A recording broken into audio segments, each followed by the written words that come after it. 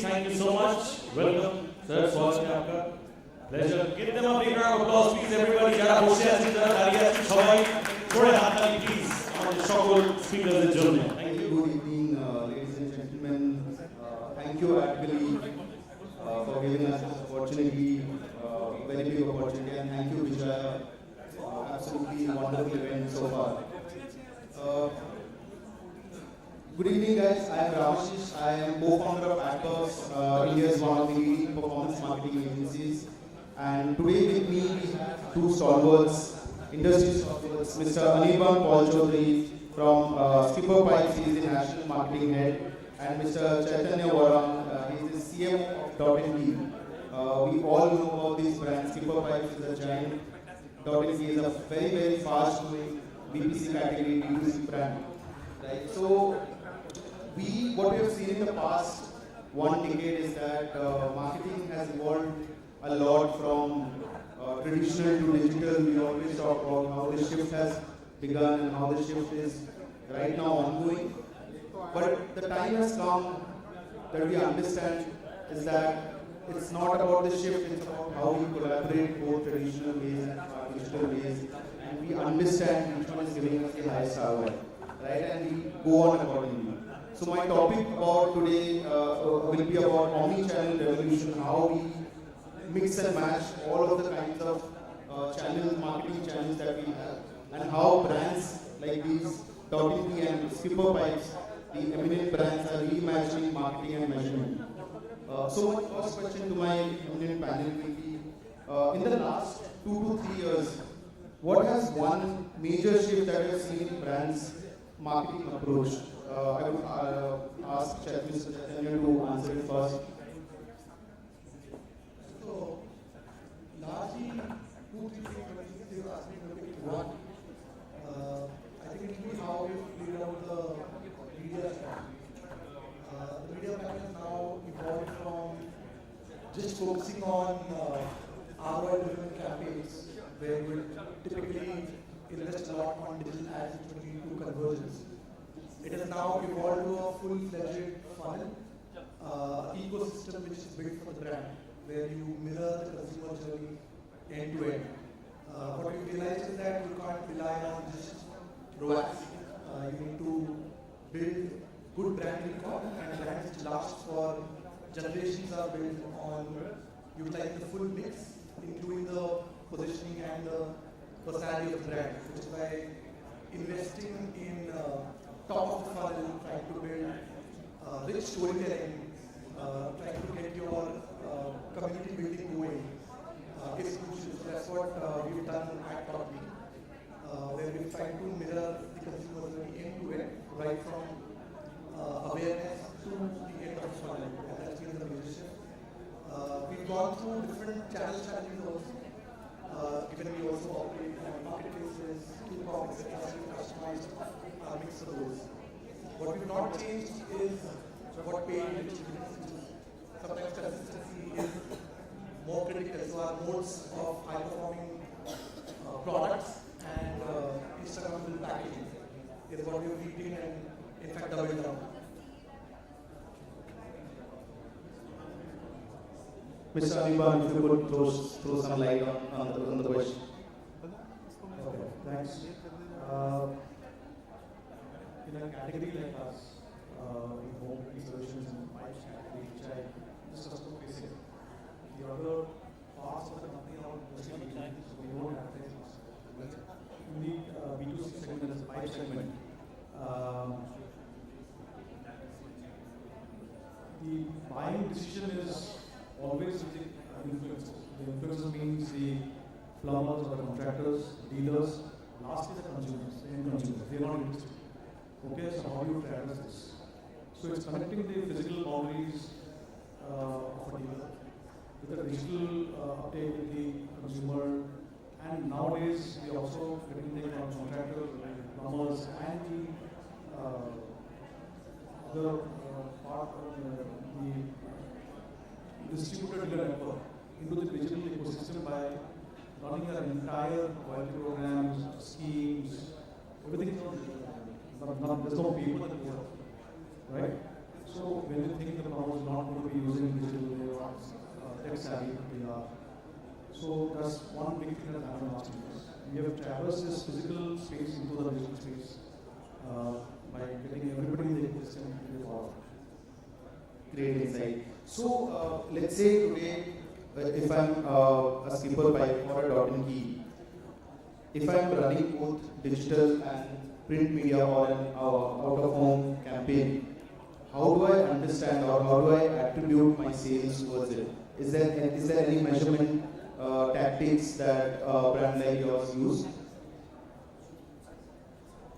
It depends on what medium you are deploying. Whether it's doing the job of awareness in the funnel or performance in the funnel. We are primarily a digital first brand focusing on Gen Z in particular, who are beauty enthusiasts. So for us, priority becomes digital first. We do use outdoors and some events to create a bit of impact. But the way I think the world is evolving, it's going more digital. And skincare is something which needs a bit of education as well once you enter the category. So for us, digital is the first port of call, and we use a mix of matrices to kind of measure it.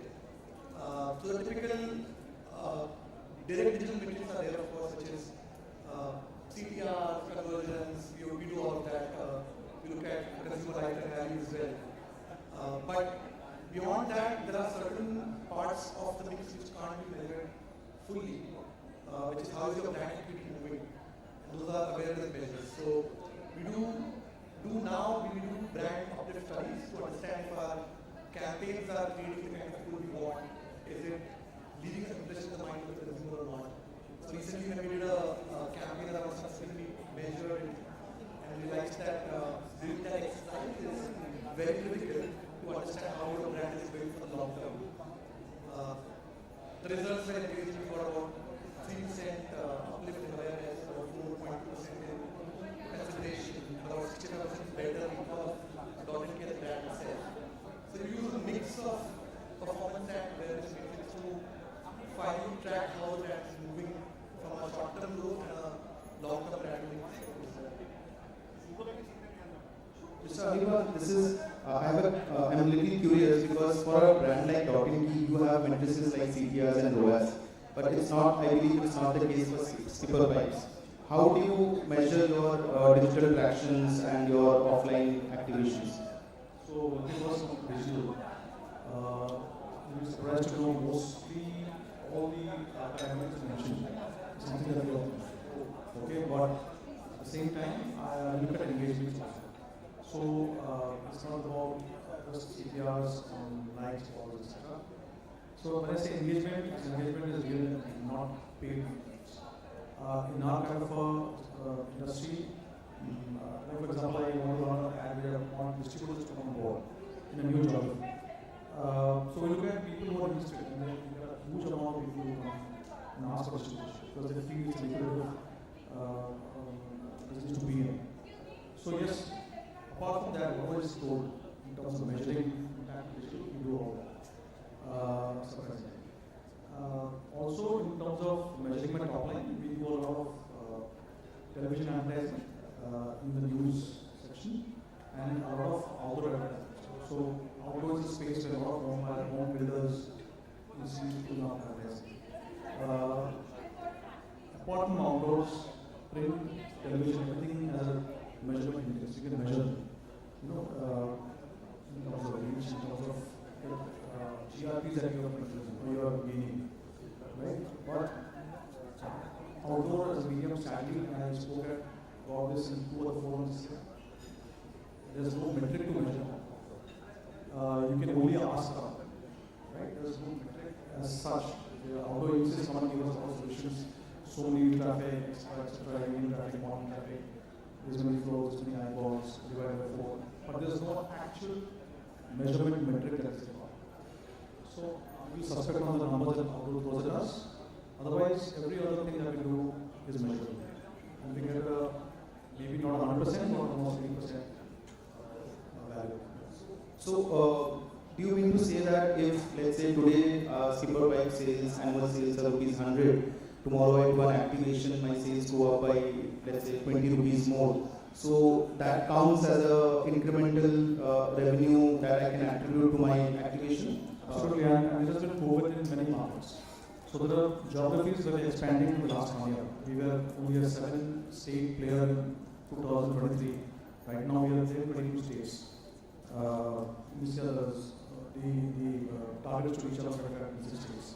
Now when we launch in a particular market, it's based fully on activation. So what we do is, you appoint a distributor, you appoint dealers. There is some bit of awareness by, you can do billboards, you can do wallets, etc. But the activations are all on ground. It's all van activations, it's market storming activity. Market storming is when a group of people go dealer to dealer to dealer, visit every dealer and do kind of branding their POS, talking to distributors. So it's a lot of legwork. But these activations which are on ground really translate into sales and newer dealers addition. So the more you have dealers in our kind of business, the more people sell your product, you can sell more.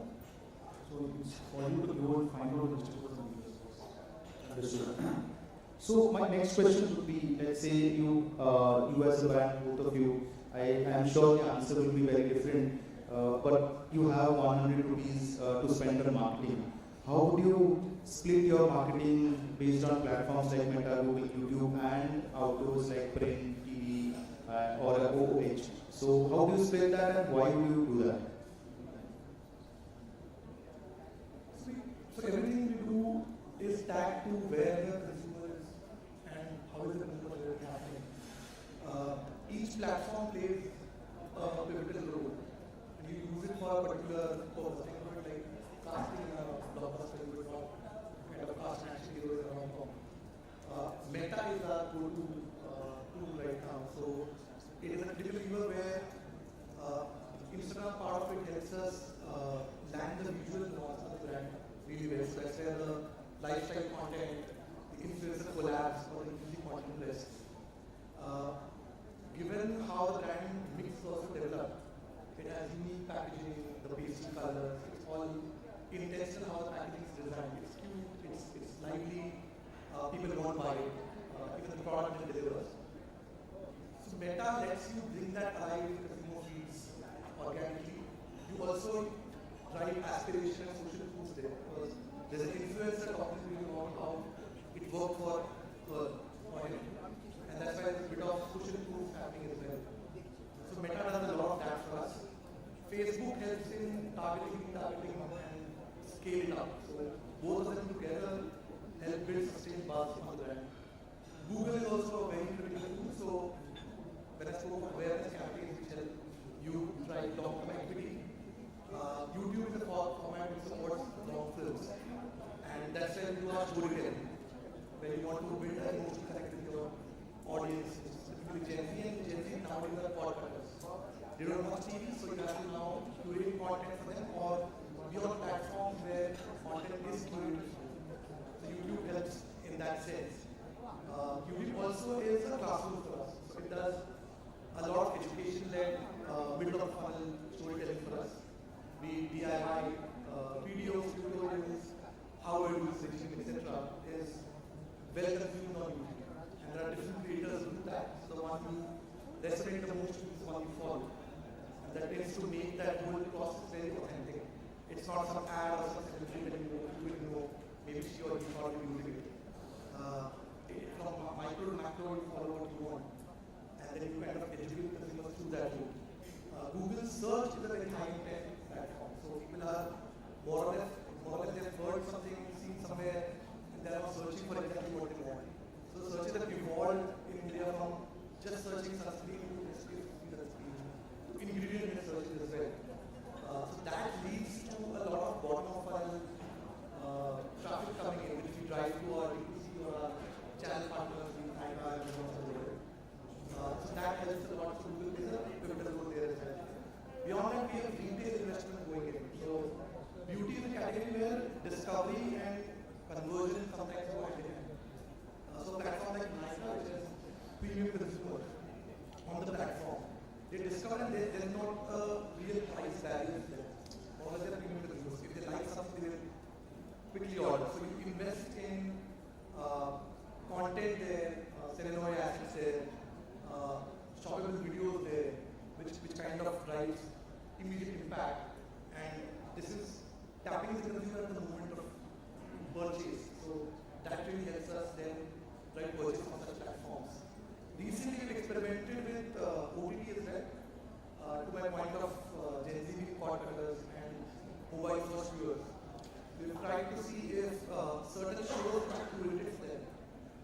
we advertise in that knowledge advertise actually have brand immersive experience. You have a show which is about a Gen Z girl and her life, and you show organic usage in the show. It kind of comes across authentic. You can also curate how to use it, etc. through the show itself. So that those experiments also paid rich dividends. We can double down on that. It's a mix of all of this coming together. But crucial is to know where to place the money and when to do it. It will also vary by product profile, seasonality, festive occasions, new launches. Same question for you, sir. How do you split your marketing budget and why? Which platform gives you more dividend awareness? Marketing budget that we drop is universally what is the moment. Because our customers, as I said, are mostly influencers or not the end consumers are not customers. Sadly, is the influencers, which is the contractors, plumbers, or the engineers, architects, and the dealers and distributors. So what appeals to them is mostly activations. We do a lot of on-ground events. On-ground events are not sponsorships; they are events which involve the so-called influencers, plumbers or contractors. So there's a lot of retail needs, long needs. There's a lot of the family-oriented events for the family, extended families also. Now, because there are two loyalty programs in this two separate bases, these loyalty programs are something that is part of the marketing budget, where he's rewarded based on his loyalty with us. Okay? So when you say loyalty, it's not that he's only going and selling a product, so selling is also ensuring that he's a repeat customer. So that is something very, very important in the long run. Advertising on digital is obviously important because it also, we have all the mediums right now, the loyalty programs, the other mediums that we are using to sell our product. Like if a dealer wants to purchase a product today, he has to come on the app and purchase. He can't purchase anywhere else. Similarly, for the loyalty program, they have to come on the app and redeem points, etc. So the advertising that we do on the digital medium is also on the app. If I was split, if you give a percentage, digital is extremely less, say around 10-12%. This is all traditional media, mostly driven by acquisitions. So I have one question for you, sir. In today's world, people are very much aware of what they are buying and what they are not, right? They do a deep research. Even I have seen people researching about medicines, like even if they are not doctors. So in that case, what is your take on educating the end consumers as well, apart from your influencers who are your plumbers or contractors? And what is your future plan for that? Yeah, so for any marketer, it's a dream if consumers come into a store or come into a platform and make an informed decision to buy a brand. Like I'm informed about the brand and I'm buying the brand because I know about its attributes. So that's what a marketer wants. Sadly, in our case, for most of the building material players here, it's not happening that because the consumers are not interested. They are only interested in products which they can see. Sadly, ours or maybe a iron rod of ours, or maybe cement. It's not visible. It's not actively studying. So then the question is, what are we doing? There is a constant education. There's a constant advertising. That's why this advertising on this medium is important. And we do this regular consumer connect program. People who have bought the products, we go reach out to them, they become a kind of brand ambassador or advocacy to other consumers. We go to building complexes, we do a lot of activations on the housing complexes involving consumers. See, educating a consumer takes time in a product like us, but it's a constant endeavor and we are continuously doing it. I know it's not going to change, like for example, paints has become a very brand-centric choice for a consumer because he decides what paint to put in his house. trust me, it was not the 25, 30 They were all the same. It was driven by the painters. Even now, the painters driving the paints in most of the towns. But they made that this constant education of the consumers happen on the paint. Various levels. They use the paint segment. The consumers make around 40% of the choice. That's just but in our case, it's 10%.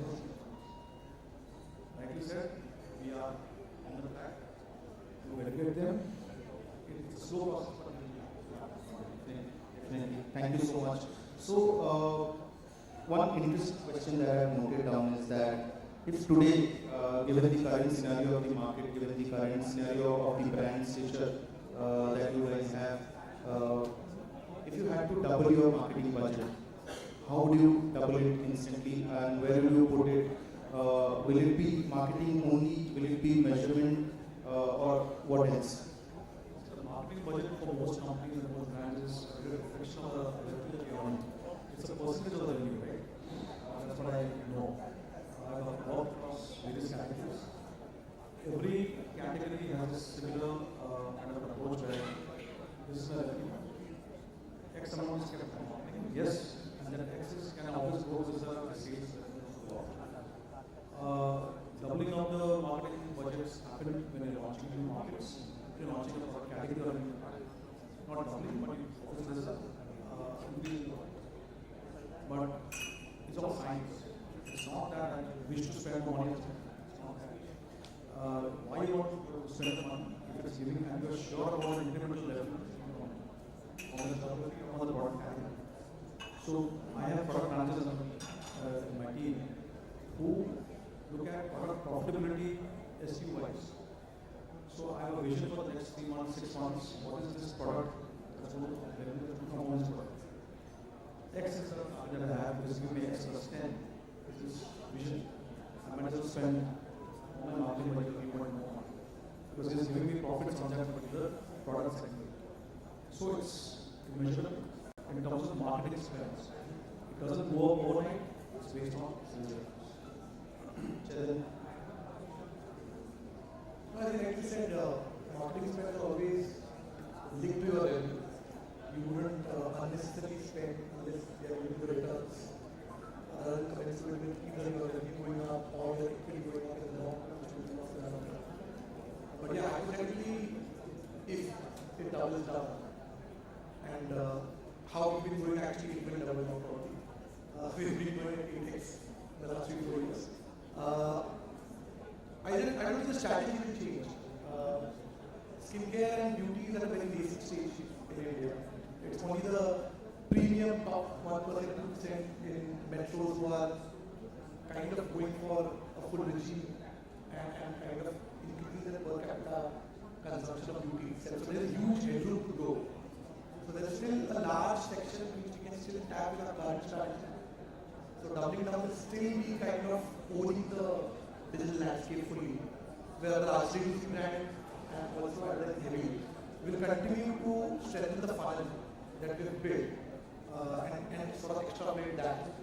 But if you're asking what will we do incrementally, I think we will then invest in a couple of things. So currently we have a hero product strategy focused on some categories.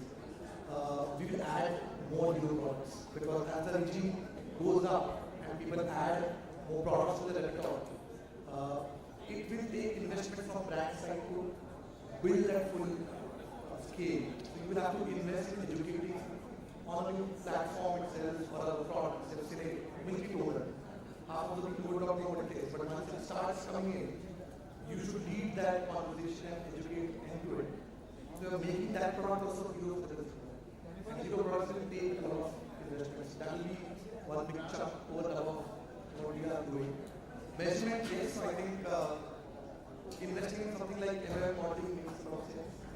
So you're able to now accurately attribute what exactly is happening in the whole consumer cycle. Today, you really don't know because the consumer sees you on Instagram, researches on YouTube, compares prices on Amazon and Flipkart, and then finally buys on LinkedIn when she remembers why I read in the evening and the website.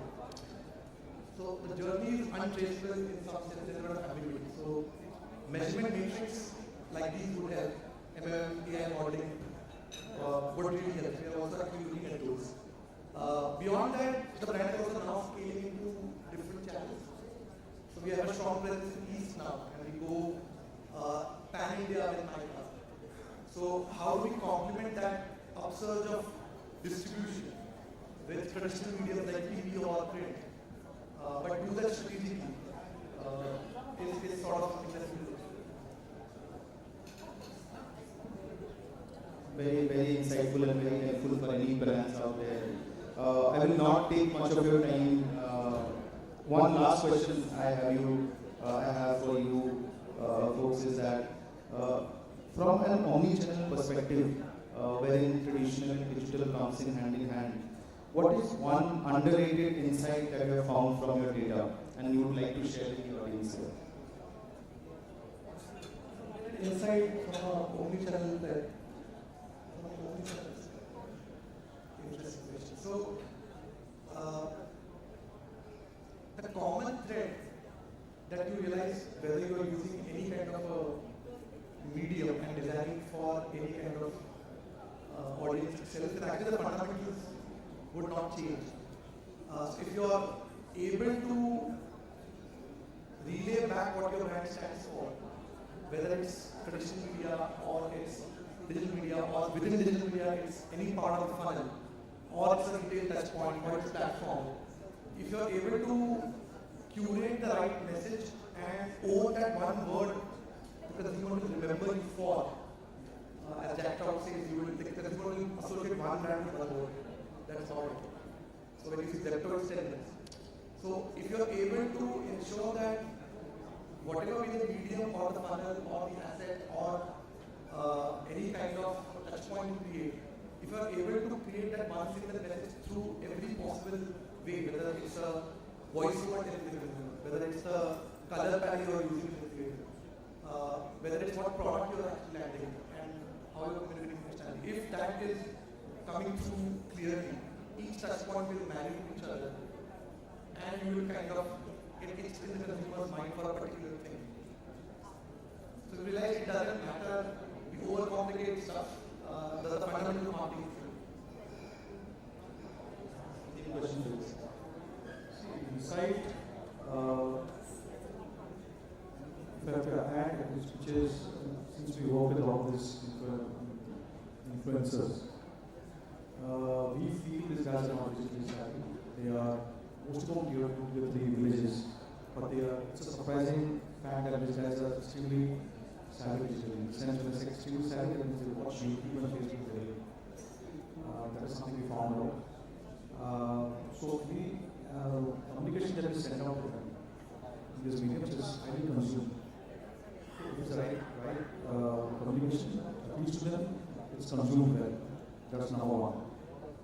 Number two, for me, omnichannel marketing is when I bridge the gap, or when I say one brand, one voice, right, across mediums. That means if I were holding in Hazaribagh, or somebody watching an Instagram reel in Kochi, or there's a dealer shop in Jaipur. These three should all speak one voice. And so that's for me is omnichannel marketing. It's when your mediums are especially the same all across, speaking the same language. Thank you so much, Mr. Chaitanya and Mr. Anirban. That was a very insightful session, and the learnings that we got from is, I think we share the same learnings, is that whether or not you are putting it on digital channel or a traditional print media or any media, so as to say, the messaging should be consistent. Consistency is the key, and of course, there will be some tweaks based on the kind of products you are selling, kind of markets you are doing. But the crux of the matter is that you have to keep your messaging consistent. And with that, I close our session. Thank you, Mr. Anirban, thank you, Mr. Chaitanya. It was a very insightful session. And thank you all of your guests to listen to us patiently.